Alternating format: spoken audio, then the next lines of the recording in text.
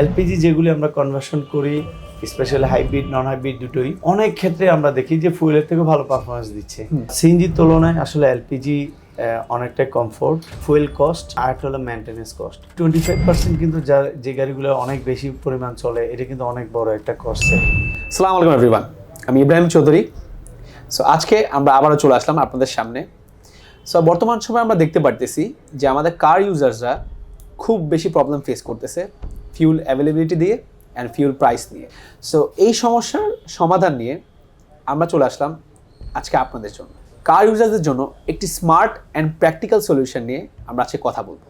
So এটি হচ্ছে আমাদের hybrid LPG conversion and LPG conversion.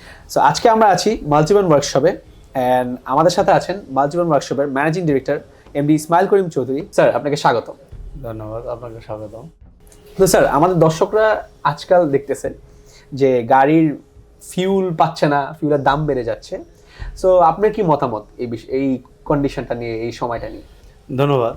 আমরা অটোমোবাইলে যারা আছি, আমরা যারা অটোমোবাইলে গাড়ি সার্ভিস দিয়ে যাচ্ছি, আমরা কাস্টমারদেরকে বলবো আপনি চাইলে আপনার গাড়িকে অল্টারনেটিভ ফুয়েলের ব্যবস্থা আপনি রাখতে পারেন, সেটা এলপিজিতে আপনার কনভার্ট করে নিতে পারেন।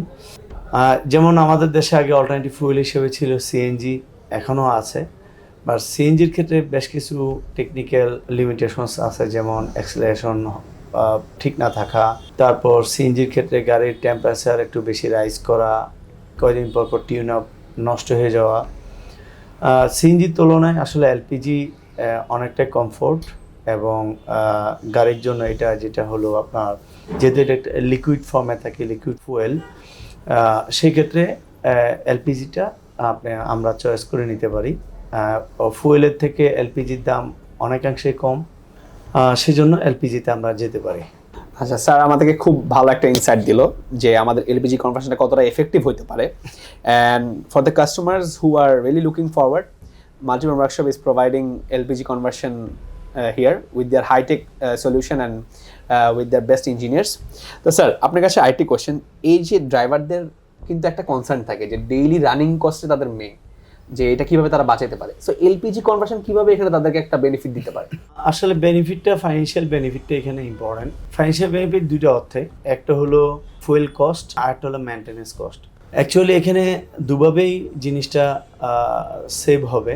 একটা হলো ফুয়েল কস্ট, যেটা ফুয়েলের প্রাইজের ক্ষেত্রে, আর আরেকটা হলো মেনটেন্যান্স কস্ট।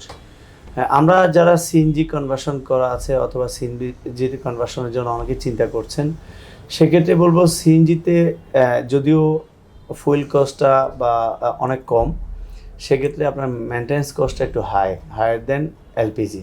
আমরা যদি ধরে নিই যে 10,000 টাকার যদি আমার এক সপ্তাহে ফুয়েলের জন্য খরচ হয়, এলপিজির জন্য খরচ হবে ধরে নেন 6,500 থেকে 7,000 টাকা, 7,500 টাকা হতে পারে, এটা ডিপেন্ড করবে আসলে গাড়ি কত সিসি এগুলোর উপরে। সেক্ষেত্রে আমি মনে করি 25 to 30% আপনি ফুয়েল কস্ট সেভ করতে পারবেন গ্যাসোলিনে। সেই কারণে এই 25% কিন্তু যে গাড়িগুলো অনেক বেশি পরিমাণ চলে, এটা কিন্তু অনেক বড় একটা কস্ট সেভ।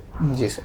তো চাইলে আমরা এলপিজি এই জন্যই আসলে এখন ভেরি পপুলার, ডিউ টু একটা হলো গ্যাসোলিনের কস্ট সেভ, আর একটা হলো মেনটেন্যান্সের ক্ষেত্রে সিএনজি থেকে অনেক বেটার, আর একটা হলো এটা অ্যাভেলেবিলিটি, যেহেতু গ্যাসোলিনের অ্যাভেলেবিলিটি এতে অনেক সংকট আছে, বাট সেই তুলনায় এলপিজি অ্যাভেলেবিলিটিটা আমাদের এখন অনেক ভালো। এই জন্য সো আমরা দেখতে পারতেছি যে এলপিজির অনেক পার্কস আছে, আমরা সবাই এটা ইউজও করতে পারি, বাট বাংলাদেশের ম্যাক্সিমাম বলতে পারি 60 থেকে 70% কার ইউজার্স কিন্তু হাইব্রিডের দিকে এখন আছে।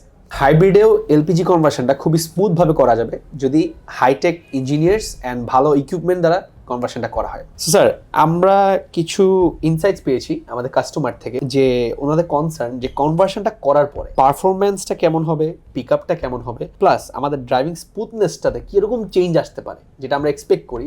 এগুলো একটু আমাদের কাস্টমারদেরকে যদি একটু বলতে। কনভার্সনটা যদি প্রপারলি করা হয়, অনেক ক্ষেত্রে গ্যাসোলিনের থেকে বা ফুয়েলের থেকেও ভালো চলে এলপিজিতে, কারণ ফুয়েলের মধ্যে আমাদের অনেক ক্ষেত্রেই ফুয়েলের গ্রেড নিয়ে আমাদের অনেক বড় কোশ্চেন আছে, যে আমরা যে রোন ইম্পোর্ট করার কথা অথবা ফুয়েল কোয়ালিটি যা থাকার কথা সেটা থাকে না। সেই ক্ষেত্রে ফুয়েলের ক্ষেত্রে অনেক সময় অনেক ডিস্টার্ব হয় গাড়িতে, পুয়ার এক্সেলারেশন, প্রপার রেসপন্স করছে না। সেক্ষেত্রে আমি বলবো যে এলপিজি এদিক থেকে অনেক এগিয়ে। এলপিজি যেগুলি আমরা কনভার্সন করি, স্পেশালি হাইব্রিড নন হাইব্রিড দুটোই অনেক ক্ষেত্রে আমরা দেখি যে ফুয়েলের থেকে ভালো পারফরমেন্স দিচ্ছে। সো এখানে আমার মনে হয় পারফরমেন্সের ক্ষেত্রে খুব বেশি ডিফারেন্স হয় না, কারণ এটাও একটা লিকুইড গ্যাসোলিন আর এলপিজিটা তো নিজেও একটা লিকুইড গ্যাসোলিন। তো এই দুইটার ক্ষেত্রে আসলে খুব একটা বেশি পার্থক্য হয় না, বরং ফুয়েলের কোয়ালিটির কারণে এলপিজিটা আরো ভালো চলে। এটাই হলো মূলত মেসেজ। বাহ, তাহলে তো আমরা সবাই বুঝতেই পারলাম যে এটা একটা খুবই safe option for all the hybrids and non hybrids. Important একটা কোয়েশ্চেন, হাইব্রিড গাড়ির সেফটি কিন্তু খুবই ইম্পর্টেন্ট, এটা যে কোনো কারণে সমস্যা হতে পারে। সো এই সেফটি কনসার্ন কি কি রাখা উচিত একটা ড্রাইভারের, বা যে এই কনভার্সনটা করবে তাদের কিভাবে সেফটি রাখা উচিত, মাল্টিভেন কিভাবে সেফটিটার প্রোটোকলটা মেনটেন করে, এটা নিয়ে যদি একটু স্যার বলতেন আমাদের। আসলে হাইব্রিড গাড়ি সেফটির জন্য এক্সট্রাঅর্ডিনারি সেফটি প্রয়োজন খুব একটা তা না, বাট হাইব্রিড গাড়ির কাজের ক্ষেত্রে কিছু সেফটির প্রয়োজন। ইউজারের ক্ষেত্র থেকে খুব বেশি যে সেফটির প্রয়োজন ব্যাপারটা খুব বেশি ডিফারেন্স ক্রিয়েট করে না, কারণ গাড়ি ম্যানুফ্যাকচারার হাইব্রিড গাড়ি এমনভাবে তৈরি করেন তারা পর্যাপ্ত সেফটি ইকুইপমেন্ট ইনক্লুড করে তৈরি করেন। বাট যারা আমরা কনভার্সন করব অথবা যারা আমরা হাইব্রিড গাড়ি রিপেয়ার করব, ওখানে অবশ্যই সেফটির ইস্যুটা অত্যন্ত ইম্পর্টেন্ট। যেহেতু এটা হাই ভোল্টেজ গাড়ি, সে হাই ভোল্টেজ গাড়ির ট্রেন যদি টেকনিক্যাল পার্সোনাল না থাকে তাহলে পার্সোনাল ইনজুর্ড হওয়ার সম্ভাবনা থাকে, এবং গাড়িতে ফায়ার কেস হওয়ার সম্ভাবনা থাকে, শর্ট সার্কিট হওয়ার সম্ভাবনা থাকে। এগুলির দিকে অবশ্যই খেয়াল রাখা লাগবে। আর ওভারঅল সেফটির ক্ষেত্রে আসলে খুব বেশি মেজার করার কথা না। আর মাল্টিভ্যান ওয়ার্কশপ আমরা যেভাবে এলপিজি কনভার্সন করছি, সেক্ষেত্রে আমরা সেই ধরনের সেফটি মেজারমেন্ট নিয়েই আমরা কনভার্সন করছি এবং কাস্টমারদেরকে সেভাবে আমরা কনফিডেন্স দিচ্ছি। থ্যাংক ইউ স্যার আজকে আমাদের এই ইনফরমেটিভ সেশনের জন্য। সো আমরা সবাই বুঝতে পারলাম যে হাইব্রিড এলপিজি কনভার্সনটা আপনাদেরকে লং টার্মে অনেক ভালো সাপোর্ট দিবে, প্লাস আপনাদের জন্য এটা পারফেক্ট সলিউশন এই টাইমে এসে। সো আজকের ডিসকাশন আমাদের এতটুকুই থাকবে। আমি ইব্রাহিম চৌধুরী, আমরা স্যারকে থ্যাংক ইউ বলবো, অ্যান্ড স্যার থেকে একটু বার্তা নিব যে স্যার আমাদেরকে কি অ্যাডভাইস দিবেন ফর দিস কনভার্সেশন। ওভারঅল আসলে আমি একটা কথা বলতে চাই, সেটা হলো যে হসপিটালের তো আসলে অভাব নেই।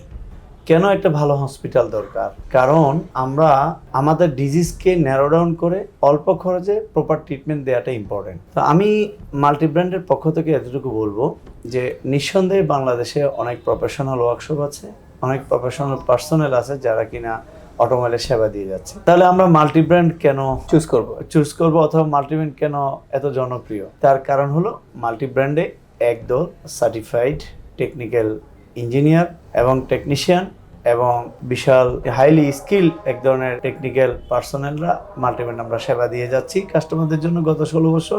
আমরা ইথিক্যাল সেবা দিয়ে যাচ্ছি with modern technology, modern equipment এবং মডার্ন ফ্যাসিলিটি নিয়ে।